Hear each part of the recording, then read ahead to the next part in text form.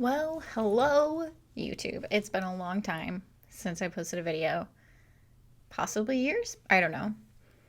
We're going to talk about weddings though because I'm getting married in 2 months and let me tell you, it's been a time planning and trying to get everything organized amongst COVID 2020. The greatest year ever. So, basically, I just want to talk about wedding planning and what to do first, in my opinion, and also what we did first. So, in addition to planning my own wedding, I'm also a wedding photographer and have done that for a long time. So, this is not all just as a bride having my opinion on this, it's also as like a wedding professional.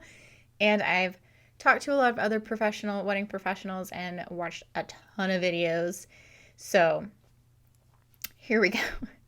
I think that the very first thing you need to do when you're planning your wedding is figure out your budget. Your budget is going to determine a lot, basically everything. So, whether that's $5,000, $10,000, 15, 20, 25, 30, 50, 100, I don't know. Wouldn't that be nice? I don't know your life. Maybe you have $100,000 to spend on your wedding. But you need to figure out your budget because you can't do anything without knowing how much you have to spend on certain items. So we kind of did it backwards. Like, we never set a hard and fast number that we wanted to stick to. I made a spreadsheet and I put in every vendor that we would need and various things that we would need to pay for, like signage and bridal party gifts and the things we were going to wear, like to the rehearsal dinner, and just random things. And I tried to guess roughly how much money we would need for each item, each category. And then I had a total at the bottom, which actually I'm going to look up. Okay, so I will say I started looking into everything before we were even engaged. So I had an idea of what things in my area were going to cost when I made this spreadsheet. So some of them were like numbers from the people I knew I wanted to use, and some of them were just guesses on stuff. So my total number, including the rehearsal dinner, was $37,000, $37,289, which is a lot of dollars. 5,300 of that was rehearsal dinner, which we are not paying for, which is so very nice. And some other things that we didn't have to pay for because our parents helped us out, which was really amazing. So that's not the total number that we are going to spend. That's just the total I came up with at the very beginning as kind of an estimate on what we're going to spend. So, budget first.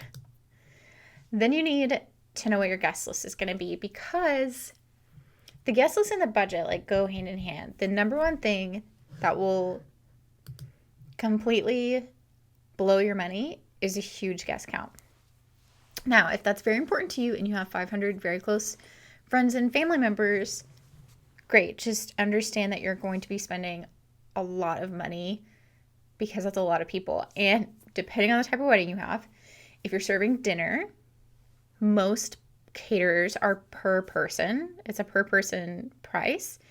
So you're going off of that.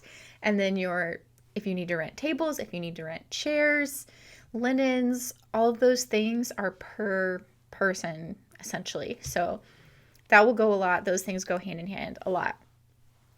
The next thing you need to do is choose a venue or a date first. So for us, the date wasn't super important. So we just looked at venues that were available in like the months that we wanted, because we live in Oklahoma and it gets very, very hot here during the summer and very, very cold in the winter. So we didn't want any of that. We didn't really want like mid-May through September because it still can be like very, very hot here. And then we didn't really want like mid-November through mid-March because it can be very cold. So we ultimately decided on May 2nd. which we chose that date because the venue and the photographer had that date available.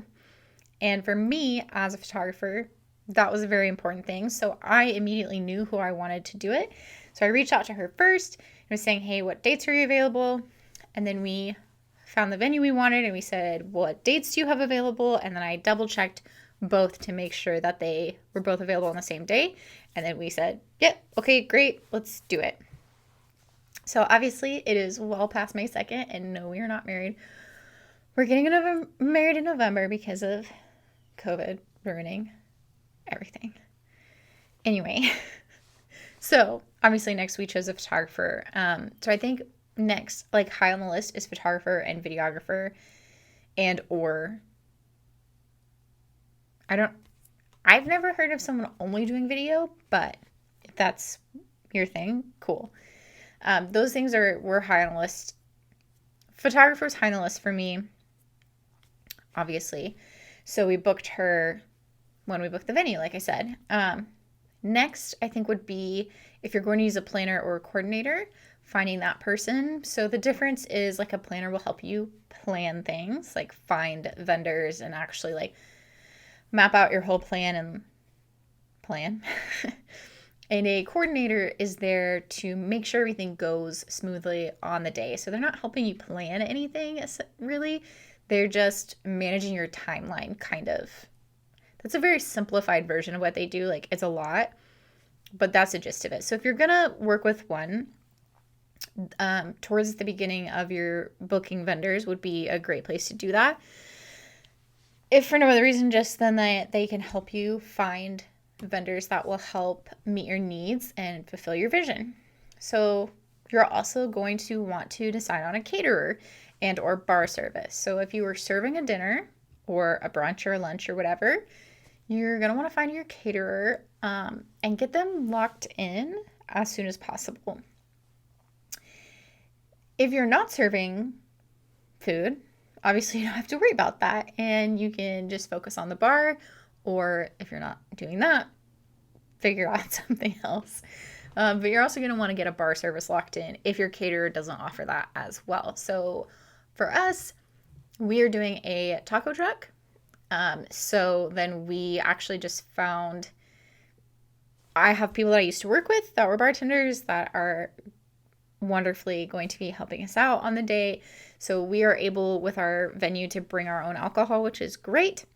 But we're only able to serve beer, wine, and one signature cocktail. So that's what we're doing. And that actually makes things a lot easier because we don't have to worry about getting like all these different types of liquor out there. So another thing you're going to want to think about fairly early on are rentals. Like I mentioned earlier, tables, chairs, linens, any decor pieces that you might need, a ceremony backdrop or altar. You can rent a dance floor, you can rent lights, you can rent all sorts of things. So I would figure that out sooner rather than later so that you know you have all the elements locked in that you're going to need for your wedding. Then one of the final things it's not the final thing because it's not like it's getting like super close to your wedding and you still haven't figured this out. But my last vendor on my list is a florist.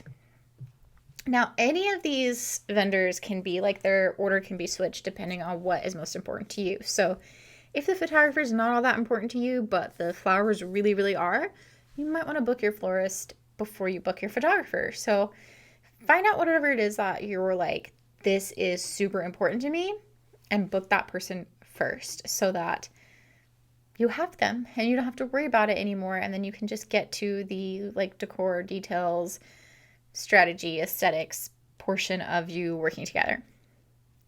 So that's my list. Things that you need to do first: budget, guest list, venue and or date, photographer, videographer, planner, caterer, bar, rentals, florist. There you have it. So that's the order that I suggest you start your planning in, and the rest is up to you. There are many other vendors to work with on a wedding day. This is not at all an all-inclusive list. It's just the things that I would get started on first. You have other vendors involved, like the DJ, your makeup artist, your hairstylist, wait staff, valet, all these other things that are part of a wedding day. But I think this is a solid list of things to get you started, and then you can make decisions from there. So I hope you found this helpful out there. I know planning a wedding, planning a wedding can be really stressful, especially if you just have no idea where to start. So start with these things, and happy planning.